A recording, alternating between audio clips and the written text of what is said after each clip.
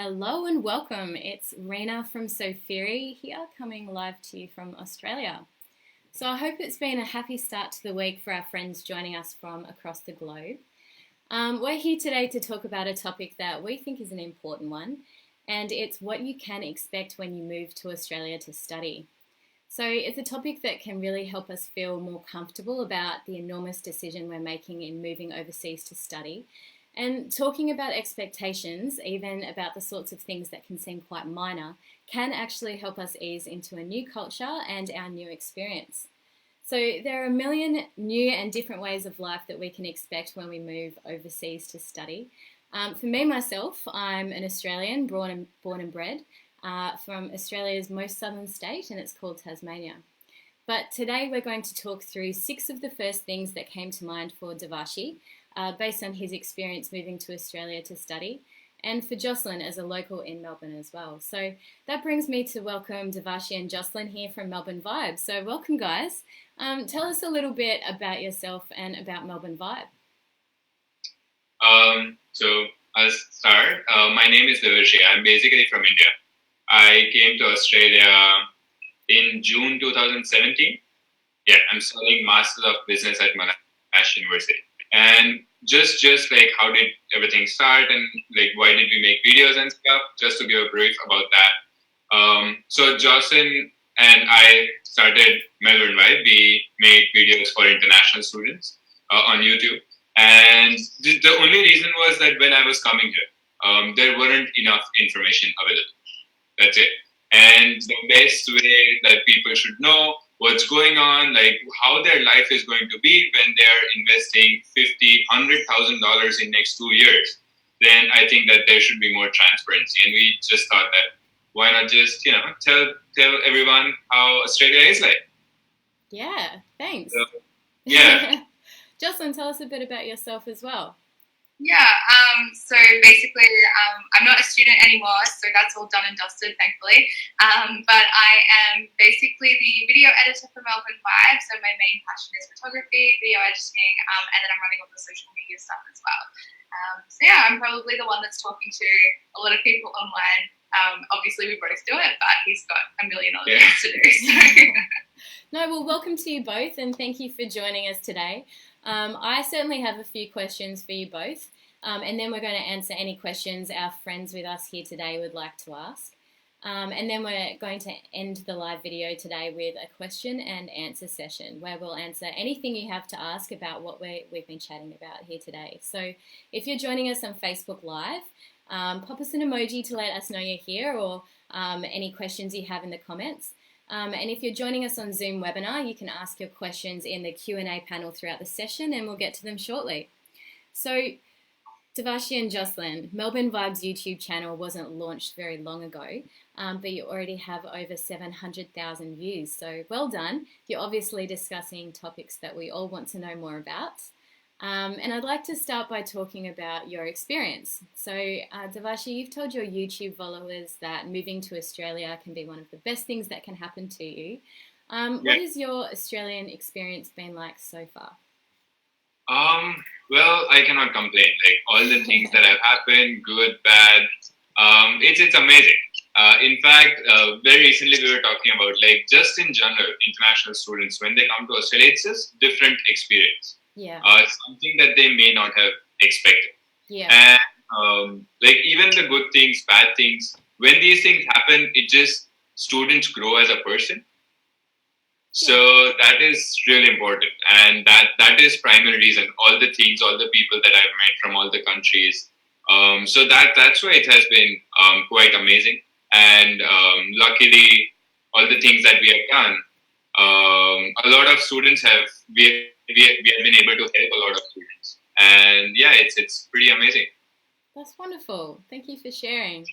Look, I'd like to start chatting about 6 of the first things that came to mind when we talk about what you'd like international students to know when they move to Australia. So we'll talk through some of the things you spoke about in your popular video of the same name. So what can you tell us about how your expectations met with reality when it came to experiencing the weather in Australia? Yeah, Actually, if you think about it, and that whenever we talk about Australia, and you just Google Australian ads, you undoubtedly are going to see amazing beaches and people like surfing and all those things. And what comes to your head is like, this is the best weather ever possible, and that's why I want to go to Australia. Like, that's it. Yeah. To ask the world, nobody really talks about that. There are places that it snows, right? Like, Yeah. people don't know about those things. So yeah, I mean, that was the first shock that I landed in, I think, June, July, 2017, and it was freezing cold. It was 2 or 3 degrees, and Melbourne cold is like a lot for me, especially because where I come from in India, we also see 45 degrees in May. Yeah, no, I definitely understand that. Here in Tasmania, it snows a lot on the mountains. People go skiing in New South Wales. I can definitely see that. So that was a shock. So Yeah. for all the people who don't know that it's quite cold, so that's one thing to know. All right. So the second thing on your list, and this sounds a bit ominous, but it was the things that can kill you. So you're talking about wildlife there. So tell us about your encounters with Australian animals so far. If we talk about encounters with Australian animals, that hasn't happened. We haven't seen, Like just the reptiles. yeah. I mean, that was rare. So, but the thing is that before coming here, these were the things that you go to Australia and they have like huge crocodiles. What is famous? Then these things, they have sharks and spiders. So that's the hope. Like, people don't know whether it's real, it's not, and what is it, dropping bear kind of thing? Yeah. So these are the things that people know about. Yeah. So that was more of like kind of fun thing that things might actually kill you. But if you guys are going to any of the major cities like Melbourne, Sydney, Brisbane, anywhere where a lot of people reside, I haven't seen a single snake or I haven't seen a deadly spider. I don't know anyone who has. Yeah, I know it's a bit of a reputation that Australia has for our sharks and our snakes and our spiders, but yeah, I agree. In reality, you really don't see them very much, and no, there's not kangaroos hopping down the street either. Of our main streets. Yeah. I'm sorry if that was a disappointment to you, Deb. Have you actually seen a deadly spider? Yeah, we have funnel. Wow. So I grew up in the country, like a tiny little town in New South Wales. So we had funnel webs, we had black snakes, brown snakes, king browns, like kangaroos, literally everything and anything. And Okay. So it just depends where you go, but that's like quite remote. So they're there, but they're not everywhere. You don't really need to worry about them. It's pretty safe, yeah. Great. Well, that brings us to number 3 on our list, and that is the Australian language. So Jocelyn and I, as Australians, can probably give you some examples of the kind of slang we use. Do you have anything for us, Jocelyn? I think the one thing that we always joke about is like, in the Arvo, I'm going to go have Avo. Yeah. We like to put O's at the ends of things, so like bottle-o or arvo or defo or avo. So a bottle shop is a bottle-o. The afternoon is called the arvo. We say defo when we mean definitely, and an avocado is an avo. So that's a little bit of a taster for you. But what did you think of that when you first moved to Australia, Dev? Is that something that you expected to have to deal with? No, I had no idea. I had no idea that people actually spoke differently because ultimately it's English, right? So everybody would, at some level, you should be able to understand. But when it goes like really, really Australian, especially from either like very northern part of Australia or like regional parts of Australia, then even though I understand English, it becomes very difficult for me to understand or to communicate. And I keep asking, I'm sorry, I didn't understand that. I'm sorry, I don't get that. But if at all, like anybody, if they're not from Australia, and this is especially for the viewers, that you guys are not from Australia and you think you don't understand something, well, everybody knows that you are not from Australia, so they wouldn't mind explaining everything again and again and again. So like, don't shy out or just don't be. A lot of people feel underconfident that because they don't understand, they don't want to ask. So that's like, I think, very important thing for students, especially who are coming to Australia, that they shouldn't shy out from asking things again and again. Yeah, I agree. I think Australians are actually we're pretty proud of our slang, I think, and what we've done to the English language. We're always more than happy to explain. I think that's really great advice. Yeah. Let me see. Number 4 on the list is the cost of living in Australia. So we actually have a whole video session dedicated to this topic at around the same time. So join us then. But I'm keen to know now both of your thoughts on the cost of living in Melbourne as a student. I think you should answer that. Absolutely. Yeah, just in general. Yeah, I think Australia in general is quite expensive. So that's something that I guess people coming from other countries should be really prepared for, because even a student in Australia, as an Australian, we find it quite expensive. Yeah, I don't know, what did, like, you coming from India though, like the exchange rate was quite large. Yeah. So the reason why Jocelyn has done cost of living research on each of the cities while she was making all the videos. So she actually can give a comparison and everything. But if you talk about international student, it's just a shock, because, for example, if you convert, I would be buying 3 bananas for 20 cents. And then I come to Australia and I buy 3 bananas for $1.50. Yeah. Right? So that's literally like 15 times the money. And that's fine, right? I'm never going to earn the money that I'm going to earn here, for example, doing the job that I may have done. For example, I used to work in a call center, and the money that I made here, I would never be able to make the same amount of money in India. So once you start earning properly, things aren't that expensive. Yeah. But if you're not doing that, then I think if all the money that you have are coming from your own country and the currency rate is like pretty different, then it's going to be difficult and you're going to find things quite expensive. Yeah, that's true. But I think, on a student visa in Australia, you can work part-time, and our minimum wage is quite generous. I know you guys have done a few videos on that as well. Is that something you want to share with us, your experience of getting part-time work in Australia while you study? Yeah. So I think we have like quite detailed videos, a couple of videos on just dedicated jobs, because that is one of the things that the international students are really looking forward to, that they really want to earn the money that they're spending. So even if anybody types like jobs for international students in Australia or Melbourne, the videos would come up. But just to give you a brief in like 30 to 60 seconds, is that there are specific websites called seek.com.au or indeed.com.au or jora.com.au. So these are the websites that students should apply for like proper jobs. And if they want casual jobs, Gumtree and Facebook has been like quite helpful for international students. But one of the issues is that a lot of people, especially in hospitality, they may not pay minimum wage, which is wrong. And I think students should be brave enough to raise their voice. But again, it's quite individual.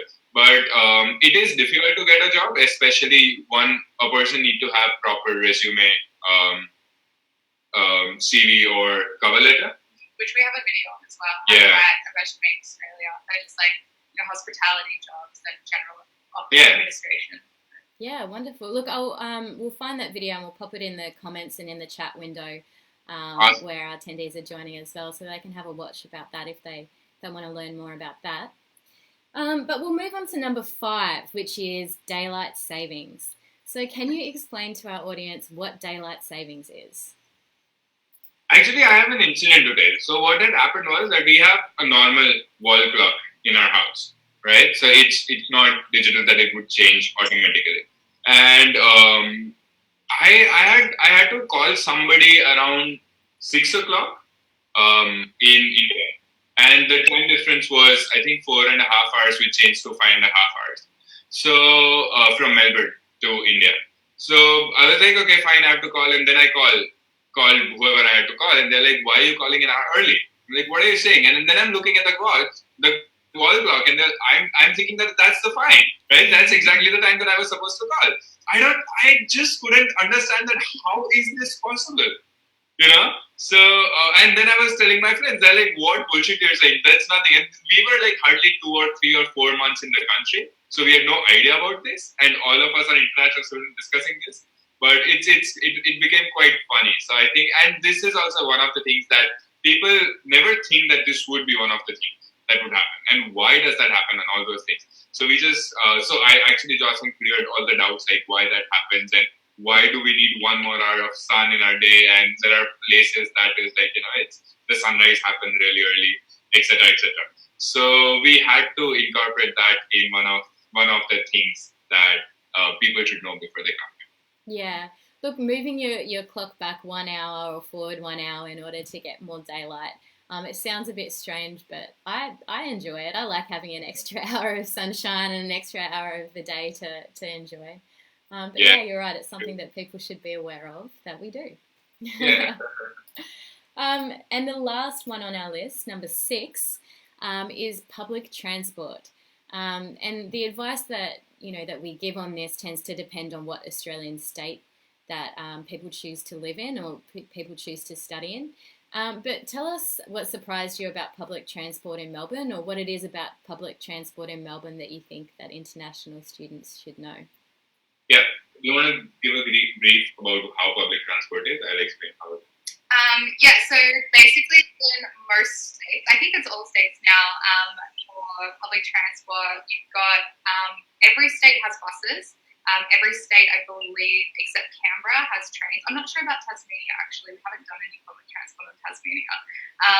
So basically, you would go to the public transport, like, information box. You'd get a little card, top that up with some money, and then you'd be able to travel on all the public transports all day, every day. It's really simple.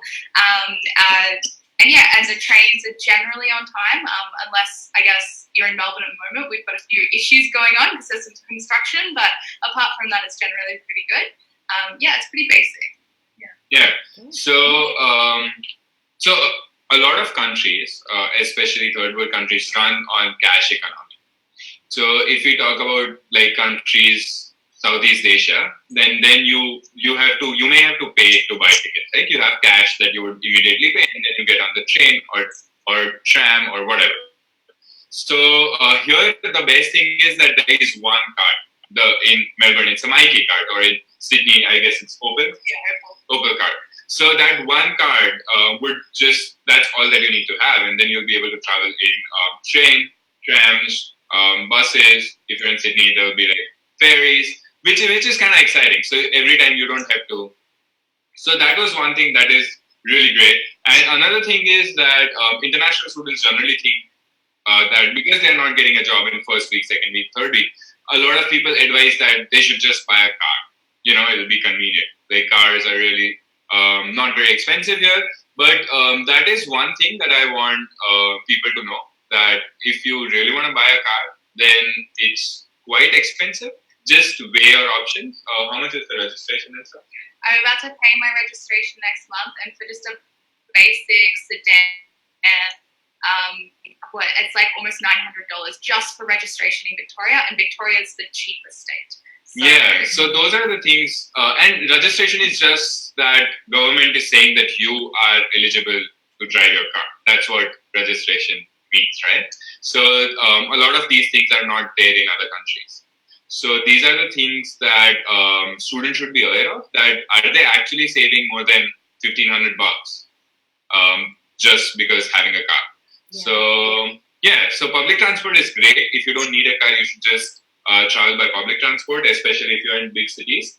In Australia, public transport is pretty awesome. Yeah, look, Melbourne was voted, as everyone knows, it's something that's said a lot. Melbourne was voted the world's most livable city 7 years in a row. I think that the public transport and the ease and the quality of it definitely has something to do with it. And that case applies throughout the country as well. So that's good advice. That's great advice. Yeah, thanks. Well, great. So that brings us to our question and answers segment of this video today. So We know that our friends joining us in both Facebook and Zoom webinars have already been asking questions, so we'll get to those now. But if you've had any questions about what you can expect from living and moving and studying in Australia, now is the time for you to ask it. So bear with me a minute and I'll have a look at these questions. We have Jennifer here who's asked if she can apply for part-time jobs before coming to Australia. And you gave us some advice on that before in terms of websites, Devarshi. Did you want to run through that again? So just to, you can, but just think about what are you going to say when they say that we want to have a face-to-face interview. Not every company will be comfortable with an interview online. And a lot of companies may want you to start as soon as possible. Yeah. So even if you get successful, there might be difficulties actually starting that job.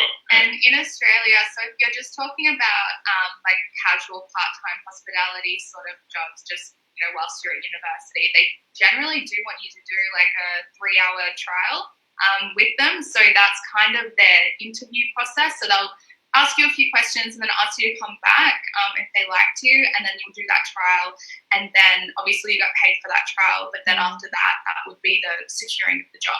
So it's probably quite hard to actually apply for a lot of jobs online, unless of course you're going to professional services. Maybe they might be more willing. Obviously, if you've had if you're not in the country. So if you've had your visa granted and you're going for those professional type jobs, then possibly. Yeah, absolutely. Look, what I would advise, Jennifer, is to work on your resume, work on your CV, because these are the things that you can do from home. So we have some videos, Melbourne Vibe has some videos. We'll pop some resources for you in the chat window, in Zoom webinar, and in the comments here in Facebook about how you can prepare your resume and CV so that when you do come to Australia to study, you're in a really great position to just start sending that out. And it's ready to go. So that's our advice there. But we have another question here from Mahabub, who would like to know about accommodation in Australia. Awesome. Yeah. So if we give a brief about accommodation, so first of all, it would depend where you're going. But what Gumtree is basically one website that has been very helpful for international students. Now, one of the issues that international students face when they come to Australia is that generally real estate agents ask for payslips, references, if you have any, or if you have a job, just to make sure that landlords are going to get their rents. Yeah. So it can be difficult, but just to give you a brief, Melbourne Vibe is working on solving that issue. So soon we would be able to help international students with their accommodation. But right now, if you're coming in next month or you're here and looking for accommodation, then Gumtree would be the best. Realestate.com.au is one of the best websites, and you can also find rooms on Facebook and flatmates.com.au. These are like the websites that generally international students find. And shared accommodation is really what a lot of students find they get the most value from. It's good to have friends around you while you study, but it's also very economical as well. I think that's certainly what I did when I was a student too. Look, we have Sunny here who's coming to Australia to study business, and they'd like to know what is the best way to make friends when they arrive. It's a broad question. How did you guys make friends while you were studying? I feel like for both of us, we're, I guess, outgoing people. So we would just go to any sort of events at universities that are going, and go by yourself. Don't be afraid. Just walk up to anybody and be like, "Hi, I'm so-and-so, and, I'm studying this. Like, what are you studying?" And there might be a conversation there. Maybe have, 5 questions in your head just as backups if things get a little bit awkward, because I know it can be really awkward to go to these sort of events with nobody. So just go through your university's Facebook page, have a look at their notice boards, go to any of these sort of networking things, and I'm sure that you'll find at least one person that you can click with, and just sort of go from there. I mean, that's what I did. I just talk to random people in class. Yeah, 100%. Like, university is the best place that you can make friends with. Like university is the place, because you have things to talk about because you're studying together. You have things to talk about because it's the same university that you go to. It's the same city. So first of all, just think about what are the common things, because that's how you'll be able to go make sure that the conversation goes on. So and another thing is just first of all think about yourself. Like what is that you really like to share? Because why would other person talk to you is because if you're interesting enough. So just learn to talk about yourself as well, so that they get to know you, and ask questions, like many questions, so they get to tell about themselves. Yeah, absolutely. Look, as you say, a university or a college is a great place to make friends. You've got events like Jocelyn was saying that you can go to and just be brave and go alone. You've got sporting teams as well that you can join. You're in a classroom with people all the time, so you just need to be brave and take the most of the opportunities that are available to you while you study. Cool. So we have a question here from Tamid, who's asked advice on whether we think they'll need to open a bank account before moving to Australia. Do you mind if we ask what process you took in terms of opening a bank account in Australia, Dev? Actually, it's quite simple. You come here and then you walk up to a bank when it's in like office hours, and then you submit your documents and open the bank account. It's that simple. I know that there are a couple of banks that you can register online when you're away, but that doesn't make sense because you will have to go to a bank and register your documents to make sure that you are a legitimate person. So why would you not do everything when you're here? You'll have to take your passport in as well because they want to know, obviously that you're a legitimate person. Yeah. and exactly. So. Yeah, so you definitely can, but it's better to come here and do it. Yeah, absolutely. Good advice. All right, so I'm not sure if you feel comfortable answering this question live or if we should answer it in the comments, but I'll throw it to you anyway and you let me know what you think. We've been asked if a business degree is expensive in Australia, like an MBA in business administration or economics and things like that. I don't know if you did any research yourself, Dev, before coming to Australia in terms of how it compares to our degrees comparing in terms of cost to other countries in the world.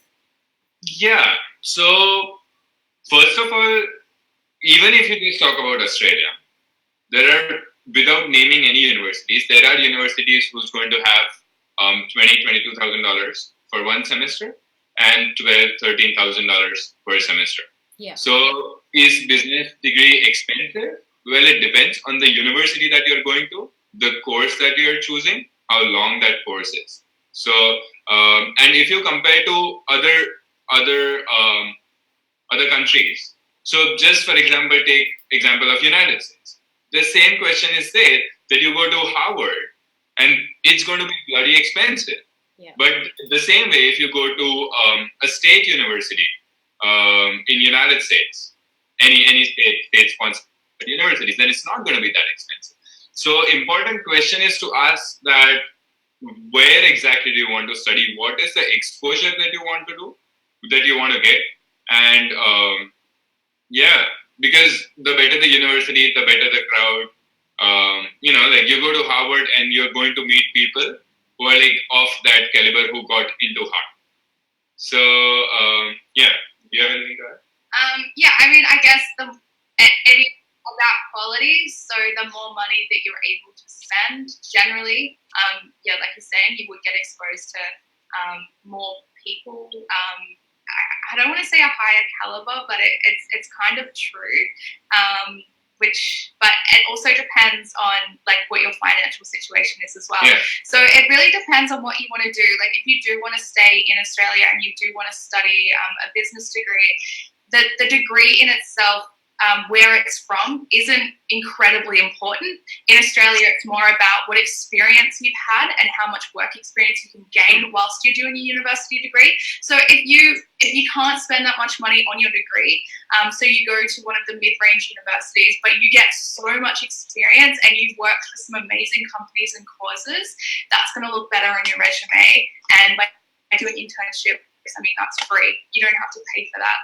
So, that's the best thing I would recommend doing. Yeah, that's so true. Yeah, yeah. Look, I mean, I think it's not necessarily true that the more you pay, the higher quality university or college you get. It's certainly about doing your research, Yeah. finding out, and there's rankings and tables and lists online. So, Fury, we've done a lot of research into this kind of stuff as well. So, take a look at some of the links on our blog as well, because that can be really useful. But I'll give you a really great example of a cost-effective MBA that is of a really high quality. And I'm going to give a shout out to the SP Jain Global School of Management here, because they have been voted, well, they've been listed as one of the top business schools in the world, and they have an MBA that's in the top 10 one-year international MBAs in the world as well. And their fees are actually extremely cost effective as well. So it's about doing your research, and about chatting with people who really know what they're talking about. So education counsellors, any resources that you have as well, in terms of doing your own research online to find out more about this stuff. Yeah. Cool. All right. So we've got Tamid here, who says that they don't have any experience regarding part-time jobs. How difficult is it to find a part-time job while studying if they don't have experience? What would you recommend? Yeah, so a lot of students. So first of all, you have to understand that you're not alone. There are nearly 600,000 international students in Australia.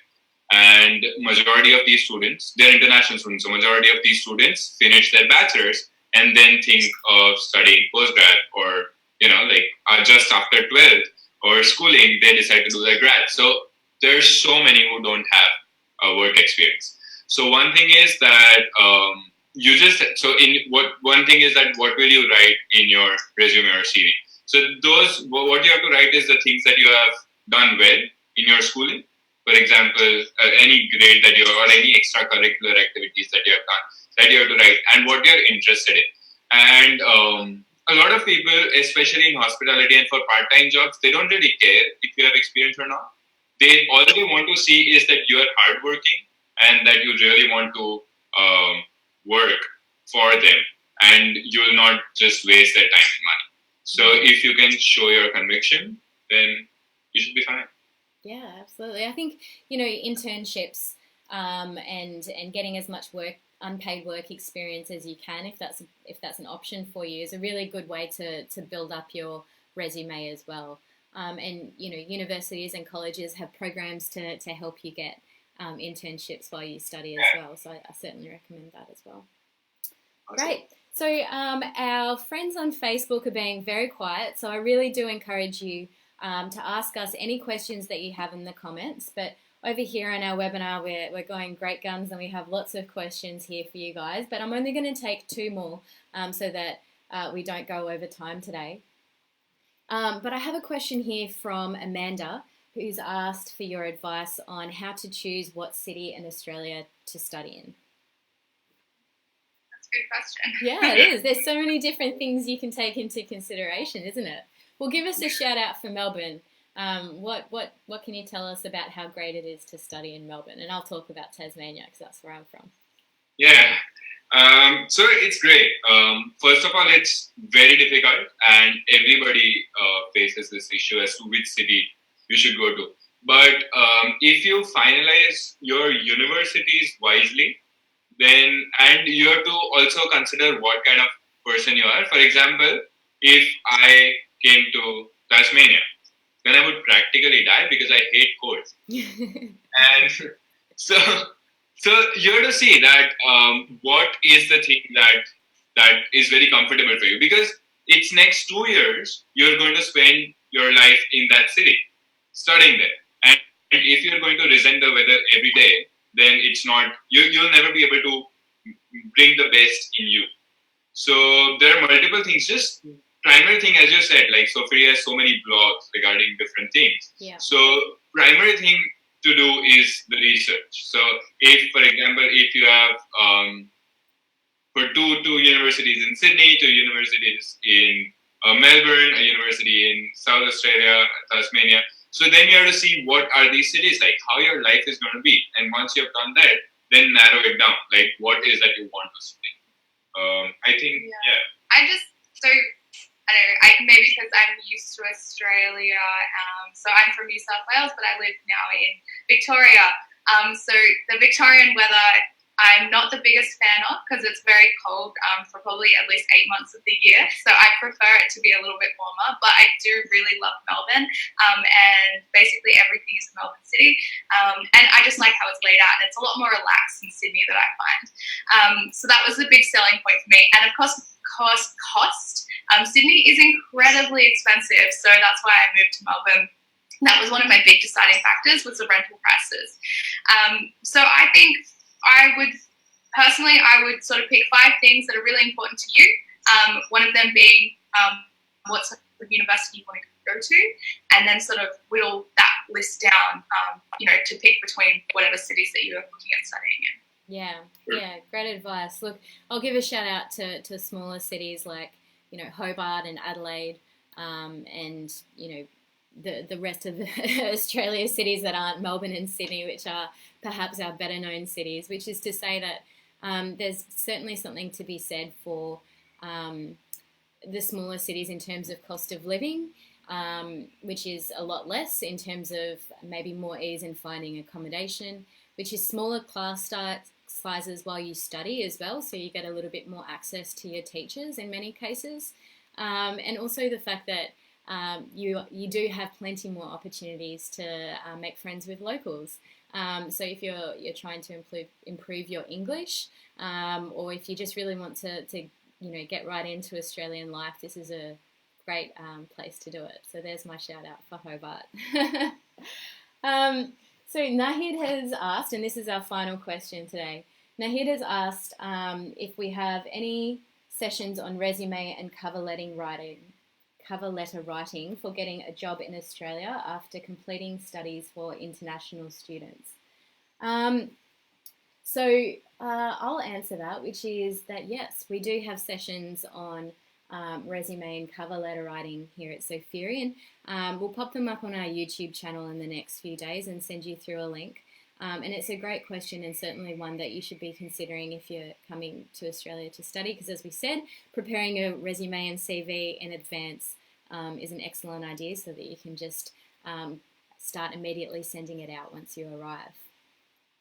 All right, so I think that's pretty much it for this part of the session today. And it's time to move on to the next segment of the live video. And based on the questions that have been asked right now, I think you're all going to really like this.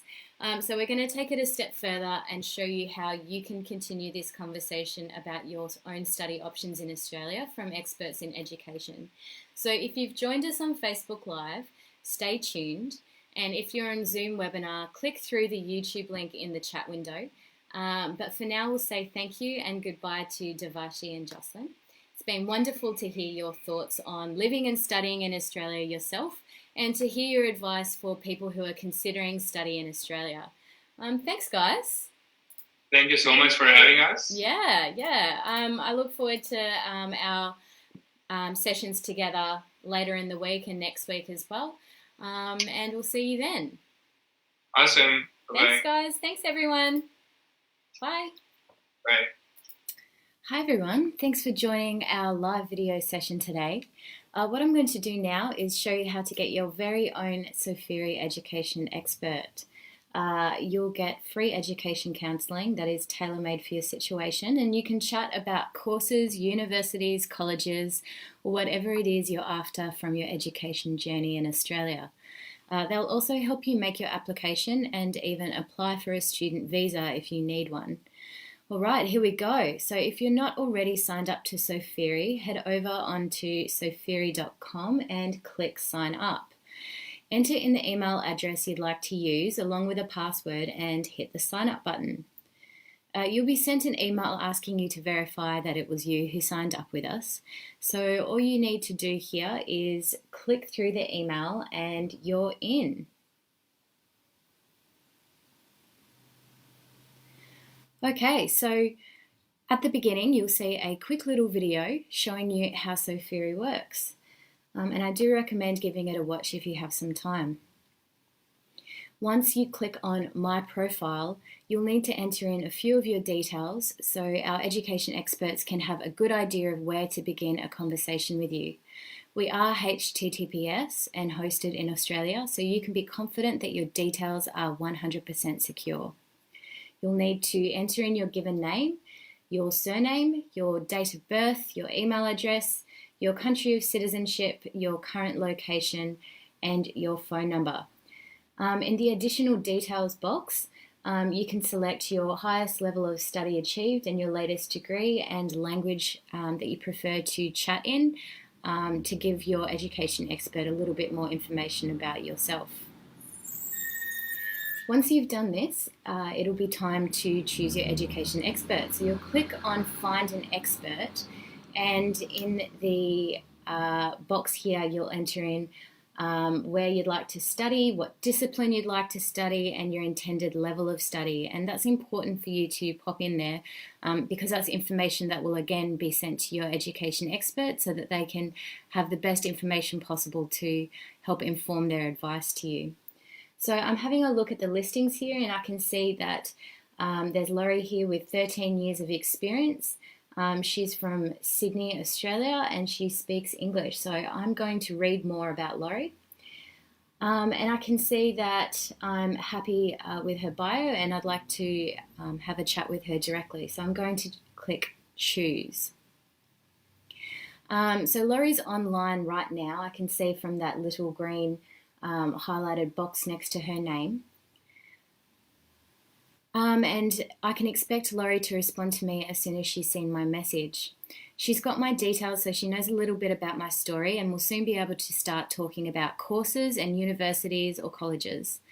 Laurie will also make a study application on my behalf once I've chosen where and what I'd like to study. We can make up to 3 applications together, and she'll guide me through the whole process. So this is an important piece of information for you to know, which is that all the guidance and advice and services that Laurie provides me with are completely free. So if I choose to accept my offer at a university or college, I'll pay the same course fees to them as if I'd done it myself with them directly. So Laurie is simply here to make the entire process easier for me. And that's it. So you can head on over now to sofiri.com to sign up. And again, I'd like to thank you for joining our live video session today. And if you head on over to Facebook and find this video recording, feel free to post up any more questions that you have for us about the topic we've spoken about. We're more than happy to answer you. And I hope to see you at more of our sessions in the future.